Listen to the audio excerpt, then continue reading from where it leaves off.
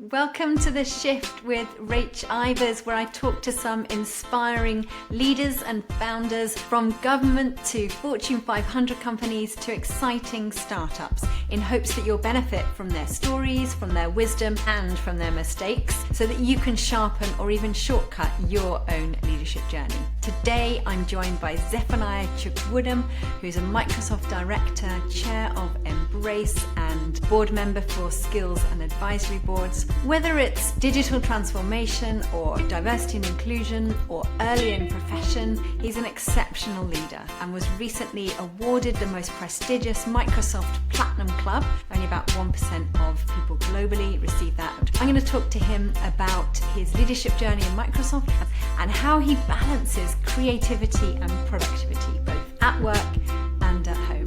Hello, Zeph. Hey, Rachel, how are you? Good, thank you.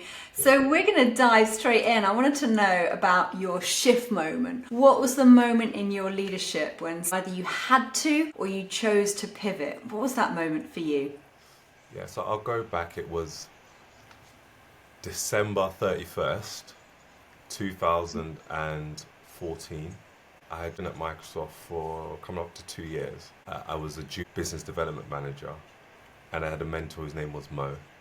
And he had said, hey, let's have a mentoring session on New Year's Eve. Like, it's going to be completely empty. He went in to give up his time, important lesson there, just to spend some time to whiteboard out what's next and what you want to develop on. I was in London for Christmas, but I lived in Birmingham. So on the way back to Birmingham, I stopped in our Reading office and we started having this conversation.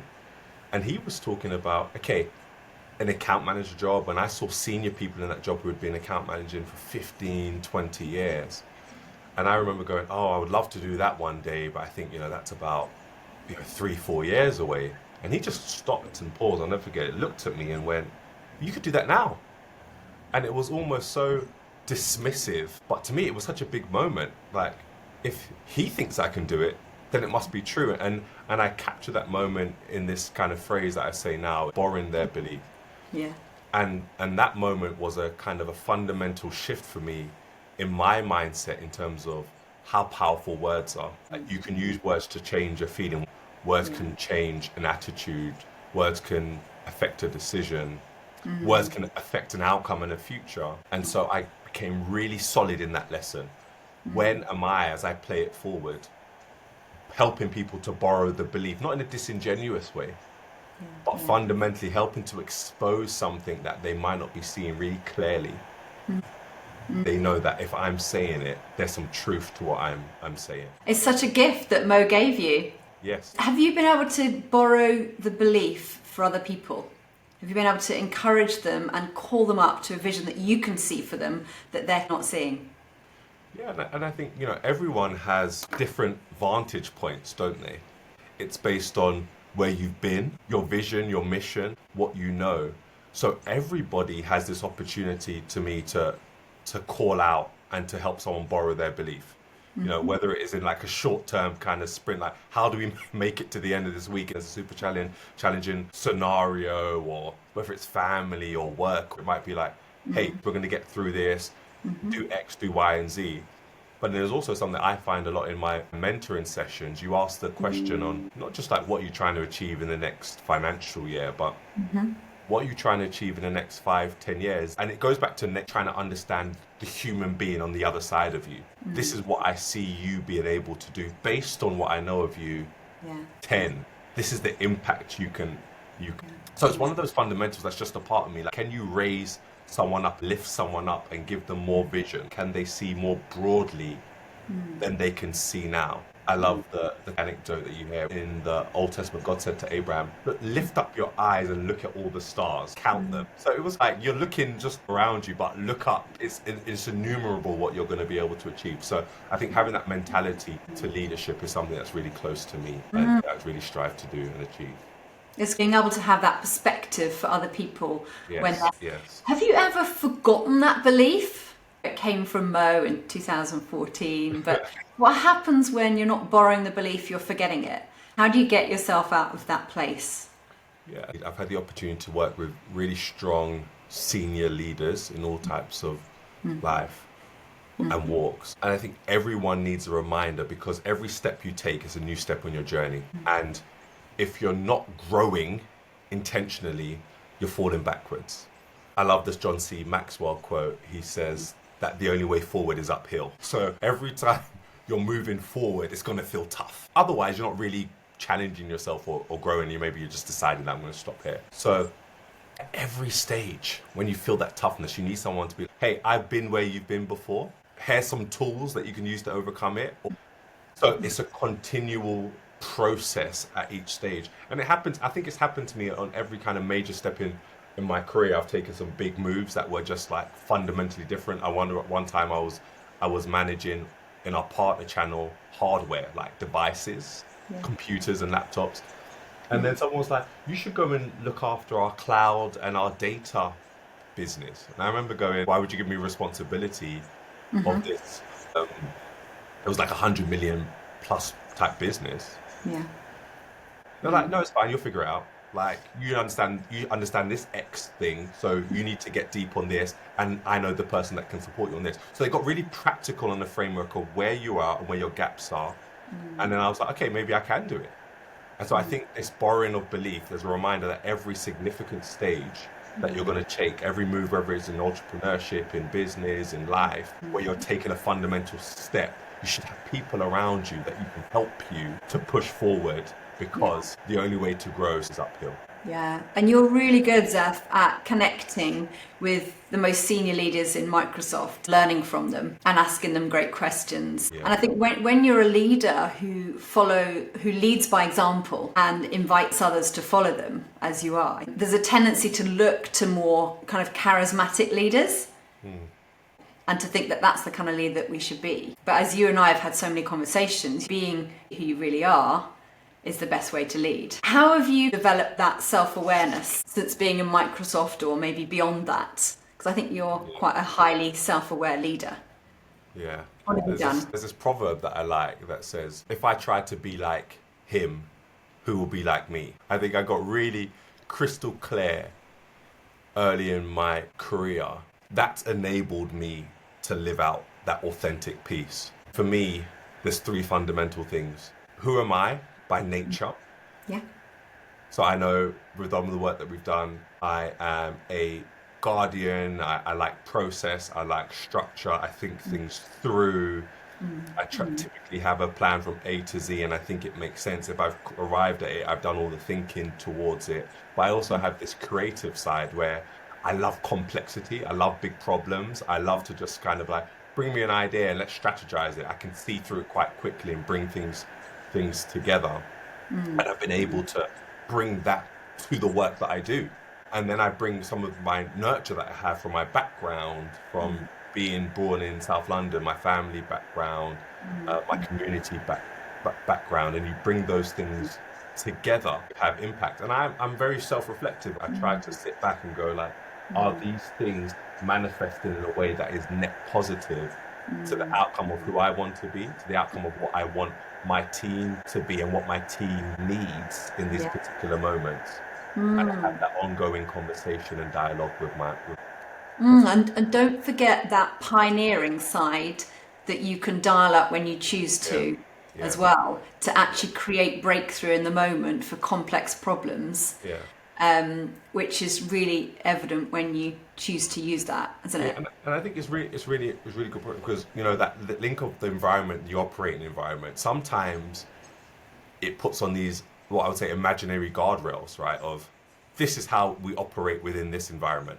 And so naturally, if you're like in a sales organization that operates from quarter to quarter and delivers on a number and works with customers and consults with customers, it's typically, you think of a route process, A plus B plus C, and then maybe sometimes you're not leaning into someone, maybe that pioneering spirit, because you're like, well, we can't pioneer in a quarter. We've got to deliver in a quarter. We can't pioneer in a half. We can't pioneer in a financial year. But then sometimes taking off the operating guardrails that you've kind of put around yourself and going, what if we could? What if we could? What does it take to deliver and to pioneer? And I think that's really important as well, because you tap into a side and you get your teams to tap into a side that they might not naturally be tapping into, just because of the day-to-day operating environment in which they're operating in. Yeah, that's good. And what about that creative side that you described? Because we've had a fascinating conversation recently about flow. Can you say more about that? How you managed to get to access your creative side, use it, channel that for good. Yeah, I think, know thyself is one of the big things that, we've talked about, and you fundamentally trying to understand yourself. And as someone who enjoys creativity and likes that, I've come to understand and be really clear on the fact that sometimes creativity sparks in a moment. Even if you look at and you read and study into creativity and how ideas are generated, sometimes it can fleetingly come and like, wow, that's a great, research shows, where do you get your best ideas? In the shower. Why does that happen? Yeah. Because there's this moment where you switch off from the fundamental day to day and you enable yourself to stop thinking, and flow can kind of happen. And synapses can fire, ideas and thoughts can start to come together. Think about that in the context of a leader's day-to-day operating environment, especially when it's really busy, there's a lot of demand, you're managing people. When do you get that? If you're not intentional about it, my bet is hardly never will you Yeah. get that. You're on back-to-back Teams calls, you're traveling, you're going to customer meetings, you're solving problems, you're super reactive. So Yeah. especially for me as a creative person who knows that I can dial into these things. Rachel, a great example is like, if I take this last Christmas period, I've had some weeks off, some of my best ideas and best work and best writing has come because I've been able to craft out flow time. I've had 2 hours, 2.5 hours, 3 hours of uninterrupted time to really think through thoughts without a ping on team and I've got to break this flow moment to join this call or to solve this problem. So now that I know that, I have to be intentional about crafting out flow moments. Yeah. Focus time. You and I talked about like first thing on Monday, how do I craft that time out? I use my lunchtime hours to go for walks, like daily, to try and craft out flow time. Being really intentional, owning my calendar and my time, Yeah. because I know actually my people, the organization, my family will get the best out of me when I'm able to go into flow time and to have thinking time for myself. Yeah, sometimes it's the most strategic thing we can do Yeah, is to craft out and actually prioritize thinking time. yeah, Because that creates vision for the team, it enables us to process things, and particularly if you're a wired introvert, it enables you actually to show up the best you can show up for other people. Incidentally, you were talking about best ideas in the shower. You said you've no idea why. Well, the writer of West Wing decided that because all his best ideas were in the shower, in his studio, he had a shower installed. so, right? Because it goes back to that know thyself thing and being yourself. Like he's fundamentally figured out the tool to get the best out of him. And if it sounds kooky, oh, he's installed a shower, that's a bit over. But because of that, we've got, I don't know, how many, 8, 9 series of Emmy nominated world-class TV because someone is like, I need to take showers to get my best ideas. But I think you can replicate that idea to yourself. Like, where do you get your best ideas? When do you do your best work? When do you not do your best work? And be really specific and tactical about adhering to those things that get the best out of you, because fundamentally over the medium, long term, you'll benefit and so will those around you. Oh, that's awesome. So from creativity then to balancing it all and productivity, because as a director in Microsoft, as a founder and co-leader of one of the largest ERGs in Microsoft, Embrace, as a speaker, you're on boards, education, skills boards, and like a lot of the inspirational leaders that I get to hang with, you're also involved in your community and you have a great marriage with Debbie Ann and 2 young kids. And how are you balancing it all? Because I think that's one of the biggest questions on leaders' minds is there's so much I want out of life, there's so many opportunities. How do you balance it? Yeah, I think you could have a whole 2 hours, multi-hour conversation on balance, right? Because there's the reality, there's all of these things, and there's fundamental sacrifice. But if I was to just steal it to a practical tip, I am extremely ruthless on my calendar and my time. Very, very ruthless on that. I'm kind of obsessed with my diary. I'm in there. I color coordinate and categorize my time and my meetings. Is it internal? Is it mentoring? Is it one-to-ones with my team? Is it forecasting the business? Is it time with partners? Is it time with customers? Is it personal time? I've got all these multiple different, is it learning time? Is it focus time? I have all these different categories. Um, I look at that religiously. And then because I'm able to do that, I get data points out of it. So I'm able to go, I think I spent some good time with my team. And then your data will come out. You're like, hold on, I wanted to spend maybe 40% of my time coaching one-to-ones with my team, but I've spent 20% of my time. Actually, it does feel like a lot because I've over-indexed. Maybe we're doing a lot of forecasting calls. So I feel like I'm with them all the time, but the conversations aren't where I want them to be. So my one tip is like get really focused. And this is someone as my previous roles, I was a business manager for Microsoft UK CEO.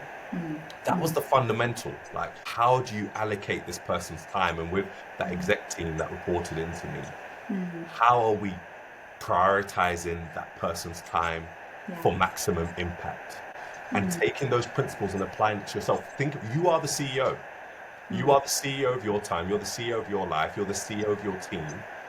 Think like that, lead like that, and it starts where you put your time. I love that. I've always said that the diary is king. Yeah. Calendar is king. And actually, you coined a phrase, I think it was not last summer, but the summer before. I said, what are you going to be up to? And I think one of the things you said to me was, I'm going to do a diary cull.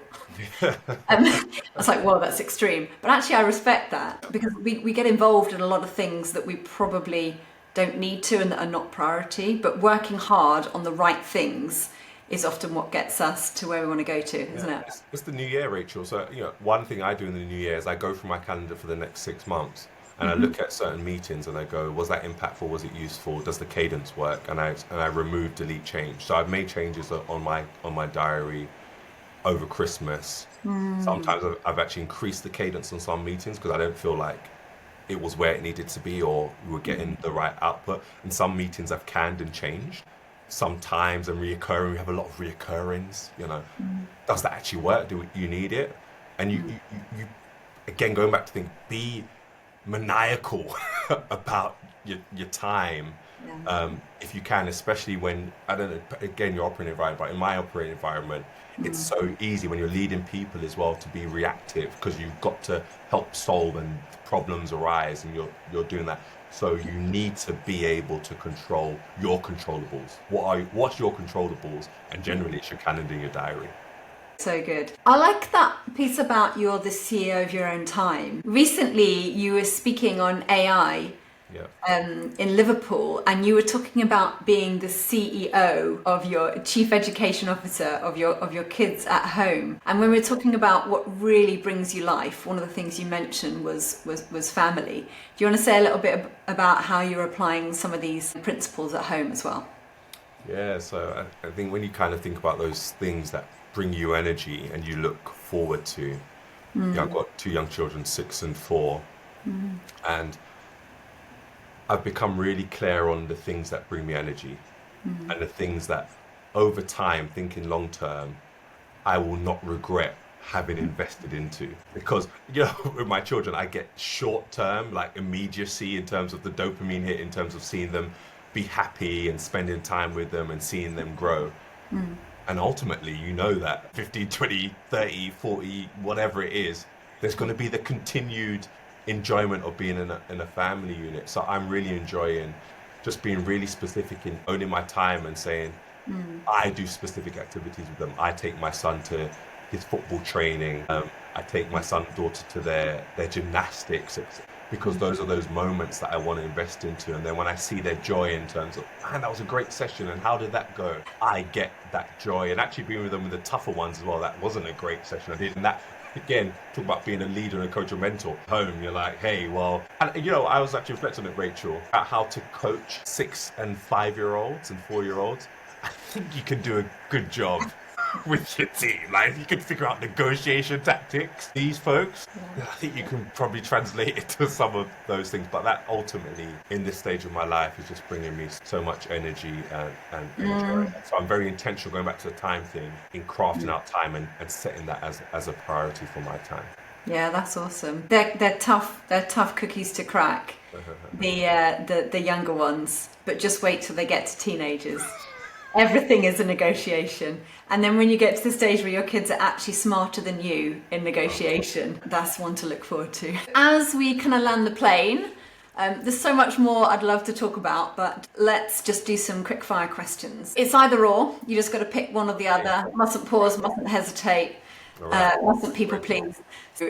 Reading. Oh, writing. Okay, amazing. Sweet or salty? Salty. Good. Here's one for you. Birmingham or South London? I've got to stay true to my roots. South London, born and raised, you know. Okay, good choice, good choice. A lot of my family are in Birmingham and I'm now living down in South London, so we're completely the opposite. A fantastic city. Love Birmingham. My children are Brummies. Yes, yes, yes. Flowers or chocolates? Flowers. Yeah, there's always a nice bunch of flowers on your desk. Here's a divisive one. Nigerian jollof or Ghanaian jollof? Well, it's the divisive if you haven't tasted any of them. It's obviously a Nigerian jollof rice, yeah. That's quite simple, Rachel. I doubt anyone's answered Ghanaian jollof.